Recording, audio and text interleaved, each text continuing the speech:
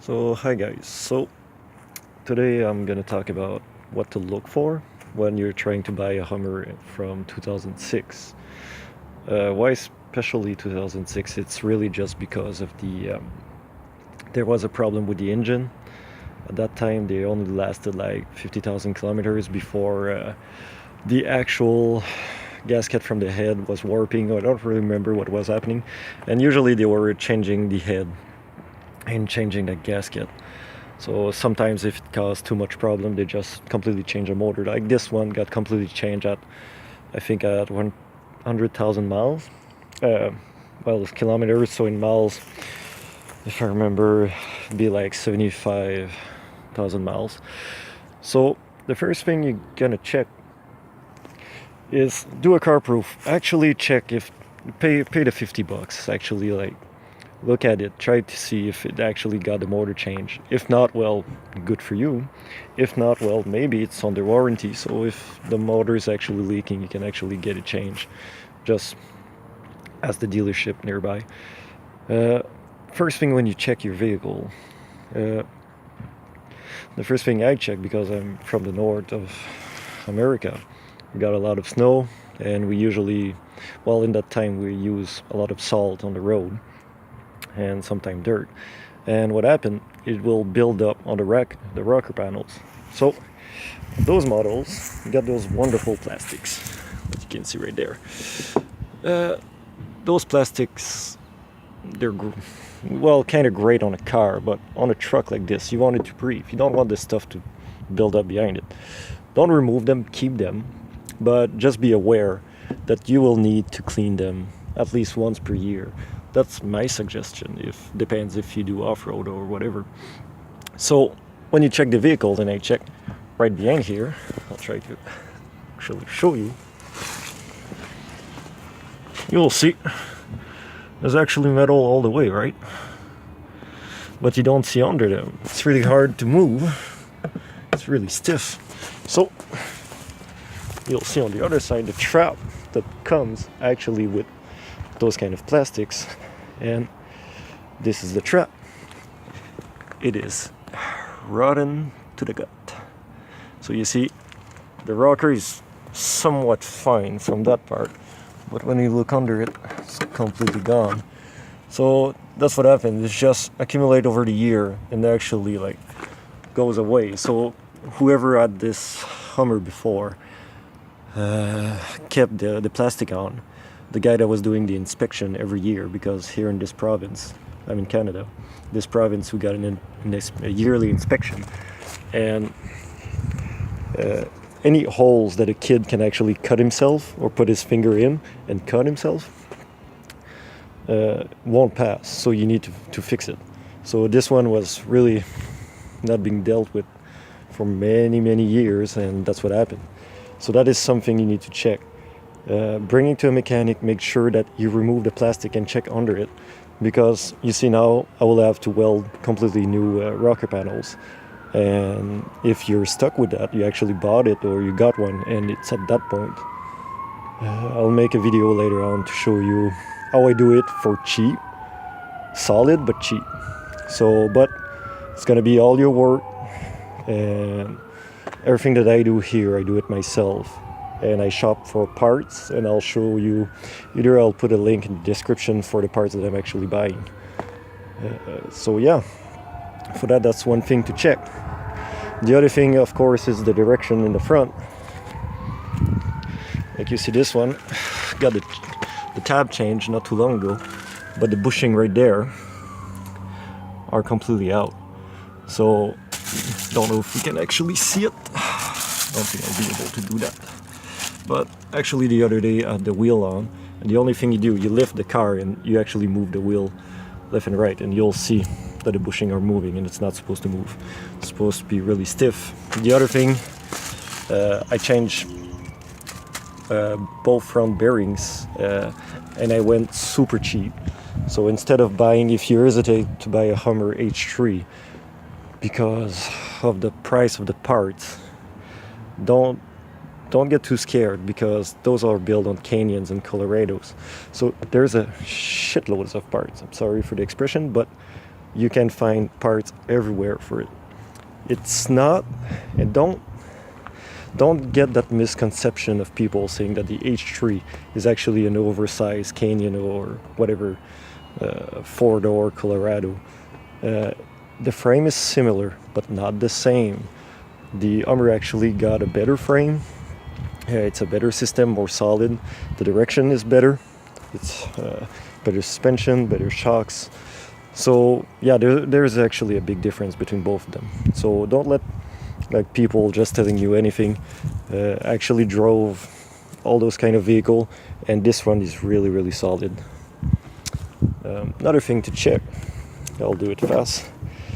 You will realize that the front doors, I don't know if you can actually see it, there's a loose in the door, and those beautiful handles. Really, really, you see the best part on the market. I don't know why they did that. I don't know why they're so cheap for a Hummer. Every version the same, and you see where all the paint is peeling off. Actually, there's a small part of plastic to prevent the metal from cutting the paint, but they're way too small. So I will find a way to replace them, and actually I'll show you what kind of part I use or what kind of material I use to strengthen them so they'll stop moving and actually prevent from that paint from cutting again. So I'll make a video on how I prepare the door, I actually like fix that, and I'll paint the whole thing, and I'll show you guys with which kind of paint, what I do, and how I actually paint outside. That's another thing. A lot of people don't have a garage. Sometimes they have to work outside. So I'll show you that on the next video. Alright. So second part of the video for what to look for when you buy a Hummer H3 2006 or whatever the year from now on. Like I showed you the last video, I was talking about those door and the actually paint and loose handles. How to fix that. They're actually pretty common. And you'll see on this side the door is actually really more like, can you hear that? That's the old door moving like a hinge down. So that's because when you look right there, you need to remove all of that and change the pins. So that's another thing to look for. They're not bad, but why I'm showing you all of that, you'll say, well, it doesn't really matter. Like, if I want to buy it, knowing where the problems are won't change anything. I'm gonna buy it anyway. Yeah, but at least you'll know what's actually, it costs less. It costs a lot less because pins are like $10 for both sides. So it can be done. At least you'll need at least another person to help you out. But it's something you can do yourself. But that's gonna help you to bargain the price down, because that's the other part I'm gonna talk about. This one, the guy was asking actually $8,000, and it has, I think, 270,000 kilometers. I'm not sure in miles, maybe 170,000 miles, something like that. And the transmission got changed, I think less than 4 years ago. So I dropped the price to 3Ks, 3.5Ks, $3,500. So it's more than half the price, because I spot like the bearings, the rockers. If you look, he changed the transmission.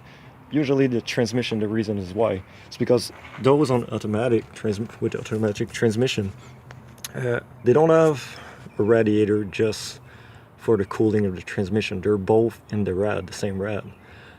And what happened with the cheap rads, it's they start leaking and they break down, and you got a Prestone that goes straight into your transmission, and that's really not good. So that is something to watch if actually they're in good shape. And you see this one is actually leaking all the way. Those great plastic thingy, I hate those, but what do you want? On the market, it's really low cost, and I prefer to change it every year. So okay, so my video cut off. So like I was telling you, look for the rad, look if it drops, if it leaks, whatever. I mean drops by liquid actually dropping. For a rough idling, as you can see, I already removed a lot of parts.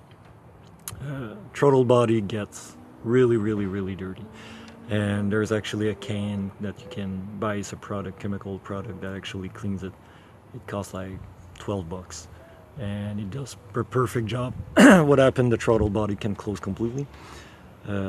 Sadly, I wanted to show it to you guys, but I already did it. So actually you just need to clean it. It prevents, what happened, the accumulation of dirt actually prevent the flap from closing completely, and that's what's causing the rough idle. And the map sensor, actually you can actually clean it too. That's another thing you can actually do. So if you're bargaining with the guy, you can actually say, well, there's a rough idle, I'll need to change the throttle body and the map sensor, and they're both like, I think 200 bucks or something like that. So that's another like nearly $500 you can actually remove. Look to see if it's actually wet around the head. For mine, it was actually the fan pushing all the press down towards the back. The other side's completely dry, and this one's completely wet. So yeah, that's what was the problem. Another thing, if you have time to look under it, it's actually the gas tank. As you saw on the other side, I got the gas tank under a tarp. So that's another thing I'm going to show you right after this little break. Okay, so I was talking about the gas tank. I'm not sure if I was actually talking about it. So this is the problem. You see how much is rusted? So usually what happened is it will start dripping gas. And this one was an exception. It wasn't obvious. The only thing, it smelled. So there was an odor of gas. So if the guy is actually like trying to sell you the Hummer and it's low on gas, ask him or find a way to go and take a drive with it, put a bit of gas in it. If it smells, because it drops. And from there you'll need to change the gas pump. Of course, one of the pipes completely rusted. You'll need like to unplug the whole thing. So the tank itself is good. It's a plastic one, and usually it's covered by a guard, a metal guard just under it. So it's really hard to see the top of it. So you can only like follow your nose to know exactly. And that costs a lot of money. It's like minimum $300 for a pump. You can shop around. I'm gonna show you which pump from AC Delco you can actually buy, but that's another amount of money you have to watch for. And like I'm saying, it's really hard to find out. So if it smells, deal with the guy. Tell him like, of course the gas tank is leaking, and that's gonna be the pump. 99% of the time, if a Hummer H3 smell gas, it's whatever, it's a 2006, 7, 8, whatever, it's because of that. Okay, you'll need to change it. So be aware of that. I opened the door a few minutes ago, but I didn't show you. A lot of people use seat covers, right? They're going to show you one, oh, it's all good, it's all great, but they all rip apart right there. They're all the same. Well, most GM do that, don't know why. I guess it's the keys or the belt or whatever what it is. So that's one thing. So always keep an eye on that. And I'm gonna move to the steering wheel because there's something else I have to tell you. Oh, welcome inside the Hummer. So, this is something. A lot of Hummer from those years, they have a little problem. See, it's stiff, it's really hard. So you have to wiggle the keys. You see how it went? So you just wiggle back and forth while keeping a pressure, and it goes. Never force them. So whenever you go to shop for one, make sure the guy isn't the one starting it. Do it yourself. Try it out. Because that means you need to change the lock, get new keys. That means door keys won't work. That's what's happening with this one. And I need to buy like, how do you call that? Keyless wire, keyless remote. And it costs a bit of money. You have to go to GM to get it. So yeah, you don't want that. You want to save your money. Okay, so we're done with the key section.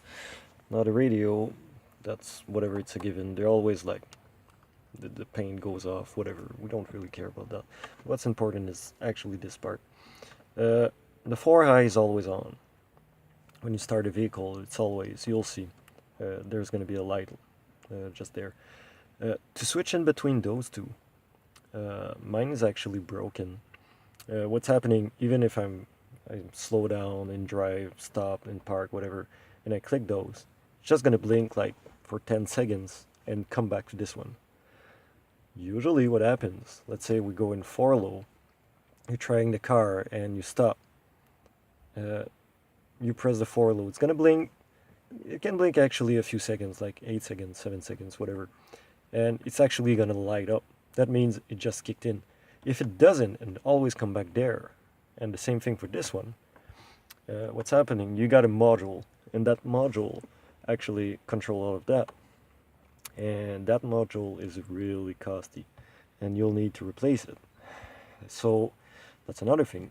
So it's not. It really depends what you want to do with your armor. For me, I don't really care. So that's one of the last thing I'm gonna fix. So I'm not gonna cover that part because I restore old cars, classic and stuff like that, and I keep them. And since I'm just repairing, not going off-road, I won't fix that one. So you may want to check some videos how to change that module. But if you're a 4x4 person, you'll want that to be fixed. And it, like I'm telling you, it costs really a lot of money, and that will lower the price really quickly. Beside that, yeah, I pretty much covered everything that I feel that is important. There may be a few things, but what I covered is the main issues that I know from the Hummers, and I mean mechanically, not talking about cosmetic and stuff like that. Like there's the vent on the hood, the fake vent. Sometimes they're gonna be loose and flap around. That I don't give much of a crap about that. So just keep an eye on that. Uh, Make sure like an oxygen sensor and stuff like that. Check the exhaust pipe. Actually, I'm gonna do a small video about the exhaust pipe. That's gonna tell you if the oxygen sensor is gone. You'll feel the rough idle. Oxygen sensors always need to be changed. Just remember that.